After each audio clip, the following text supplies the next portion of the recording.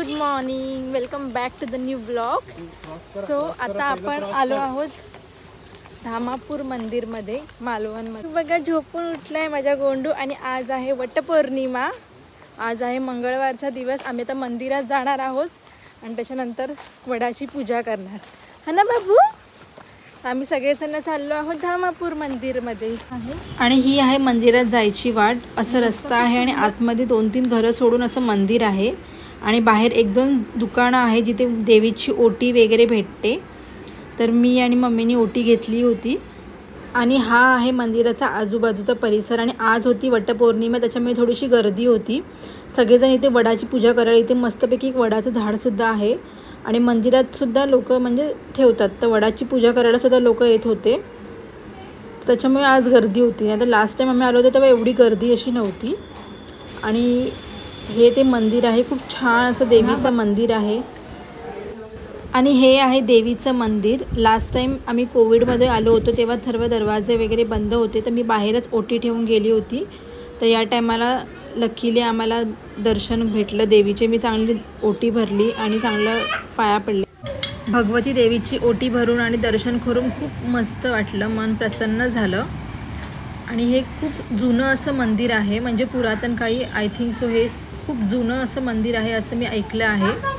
आणि ह्याच्या बाजूला सातेरी देवीचं सुद्धा मंदिर आहे, तर तिकडे सुद्धा जाऊन आम्ही पाया पडले. 2021मध्ये मी आणि प्रसाद येऊन आम्ही दर्शन घेतले होते लांबूनच देवीचे. आणि या टायमाला आम्ही सगळेजण आलो होतो, सगळी फॅमिली, आणि आमची नाईचीसुद्धा होती. सो खूप छान वाटलं. तर मालवणला आलं तर आम्ही या मंदिरामध्ये नक्की येतो. आणि खूप मस्त वाटतं आणि प्रसन्न वाटतं. आणि इकडचं जर निसर्गरम्य आहे त्याची तर तुलना सांगूच शकत नाही. आणि ह्याच्या बाजूलाच आहे धामापूरची ही लेक. म्हणजे हेच मेन खूप सुंदर असं अट्रॅक्टिव्ह असं पॉईंट आहे. हे जे लेक आहे ते खूप सुंदर आहे आणि निसर्गरम्य असं आहे. इथे खूप वेगळ्या प्रकारचे पक्षी, आणि याच्या लेकमध्ये जे काही मासे वगैरे आहेत, म्हणजे तुम्ही त्याच्यामध्ये काही टाकलं ना तर ते तुमच्या पायाजवळ येतात आणि एक प्रकारचा स्पाच होऊन जातो. धामापूरच्या या तलावाजवळ म्हणजे जितका टाईम बसतो तितका टाईम असं वाटतं की अजून खूप बसावं. इथे खूप छान आणि मस्त आणि शांत वाटतं वातावरण.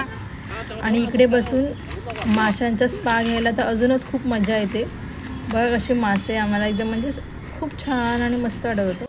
आणि आमच्या नायसाला प्राणी खूप आवडतात, म्हणजे डॉगी म्हणा, कॅट म्हणा, कुठलाही, कावळा, चिमणी बघून ती खूप खुश होते. सो ती बघ अशी डॉगीसोबत खेळते आहे. आणि इथे जी वारा येतो तर वापरे खूप छान आणि मस्त वारा येतो, म्हणजे AC फॅन काहीच गरज नाही, एवढा मस्त इथे वारा सुटतो.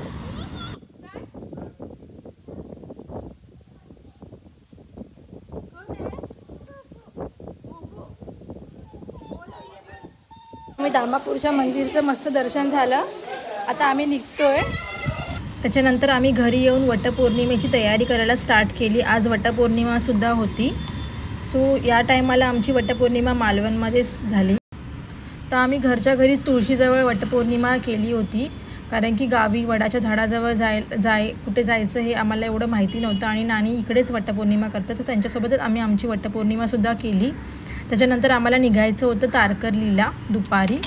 तर त्याच्यामुळे घरीच मस्तपैकी छोटंसं वडाचं झाड लावलं आणि तिथे पूजा केली आणि खूप छान वाटलं. आणि सगळेजण होतो.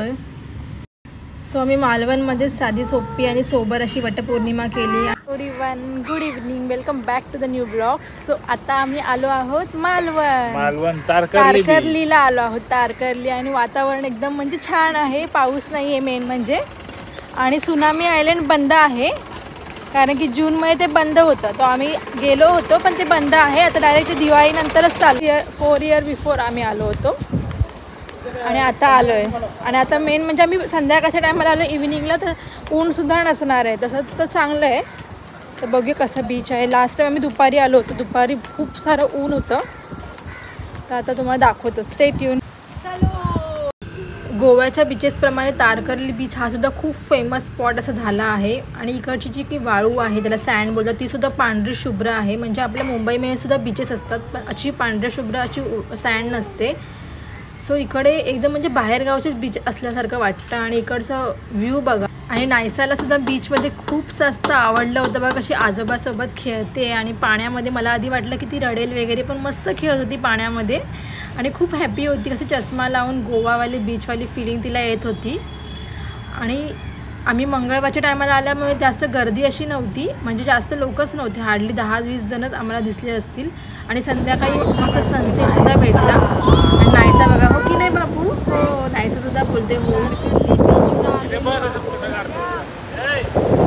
आणि आपल्या कोकणातले बीचेस तर खूप सुंदर असतात. आणि आम्ही मस्त असं फॅमिली टाईम मी टाईम सेलिब्रेट केला आणि खूप छान वाटलं बीचवरती.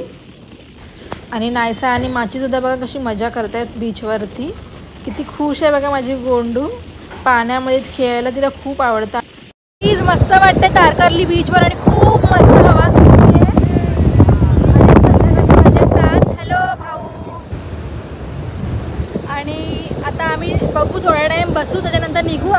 तारकर्ली बीचवरती जाऊन झाल्यानंतर आम्ही आम्हाला ऑन रूट आंगणेवाडी मंदिरसुद्धा लागत होतं, तर आम्ही तिकडेसुद्धा जाऊन दर्शन घेतले. आणि हे आहे आंगणेवाडी भराडी देवी मंदिर.